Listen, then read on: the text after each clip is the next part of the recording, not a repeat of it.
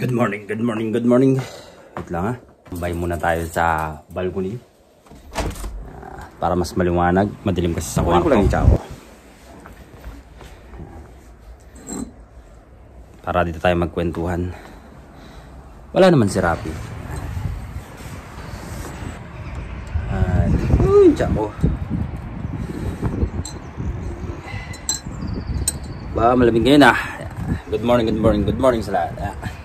Tsaka tayo. Sarap. Sarap ng hangin. 7:50 AM in the morning. 7:50 in the morning AM. AM pa lang. Tara, tsaka tayo. Mga ka-all goods. All goods. All goods. Yan. Maaga kasi ako nagising. Kasi may lakad ako. Kaya nakabihis na ako. Pero dahil nandito pa naman tayo sa accommodation, sa flat namin, light pa lang yung suot ko. Magbibihis pa ako mamaya. Kaya maaga ako nagising kasi may pupuntahan ako. May lakad ako. May pupuntahan ako na tropa na dati namin kasama. Sa previous mga vlog ko, makikita nyo dyan. Yung tropa ko na kinasal dito sa Poland. Yan. Asawa niya, lokal. Yan. Siyempre, pupuntahan natin yun. Babanting lang. At tamang kwentuhan, food trip mamaya doon. Isama natin sa vlog yan. Ano ba ngayon? Cloudy. Maambon ngayon. Maulan. Kaya malamig-lamig ngayon. Okay lang kung hangin mag-i-snow pa. Pero pag ganito kasi katapusan ng January, katapusan ng buwan dito. Siguro halos hindi na ito mag-i-snow. Pero yung hangin, malamig pa rin naman. Hindi ko na na-i-vlog yung ganap kagabi na yung bumisitang tropa dito na si Jerome. Shout out sa'yo Jerome. Kagabi, salamat sa pagpunta at salamat sa pagbisita. Sa nagtatanong pala sa akin about dito sa Poland ulit. Siyempre, about sa Poland ang topic natin. Nasa Poland ako eh. Kaya itatopic natin yan. Sasagutin natin ang mga tanong nyo. Sa may mga tanong, comment down below lang about dito sa Poland. Sa mga nag-a-apply at sa mga may tanong siya about tanong ni kabayan. Provided ba ng company ang kumot sa accommodation? Depende po. Based on my experience. English based on my experience. Based on my experience dito sa Poland. Way back 2019, dumating kami rito sa batch ko. 4 kami. Pagdating namin sa accommodation, provided naman ng company yung kumot.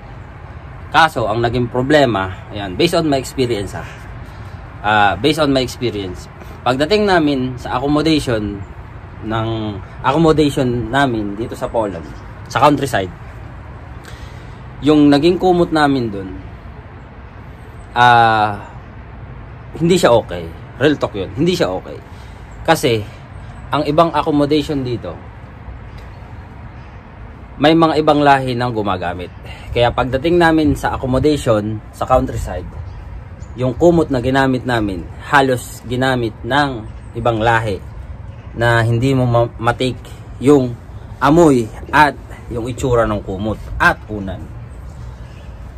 Kaya it's better magdala na lang kayo ng kumot or unan kung pupunta kayo rito sa Poland o magtatrabaho kayo sa isang lahat ng napuntahan kong factory na accommodation. Halos ganun. Pero yung iba okay naman. Yung iba kong napuntahan, especially dito na sa hotel. Kasi yung mga accommodation ng hotel ng mga staff, okay naman siya. Pero kung direct ka naman na sa company at hire ka talaga ng company, hindi mo na kailangan mag-worry. Kasi may mga company pa rin dito sa Poland na ganun sila mag-alaga ng mga staff nila. Yung nandun yung care. Yan. Hopefully at nasagot ko yung tanong mo sa comment. Sana nakatulong yung sagot sa tanong mo, kabayan.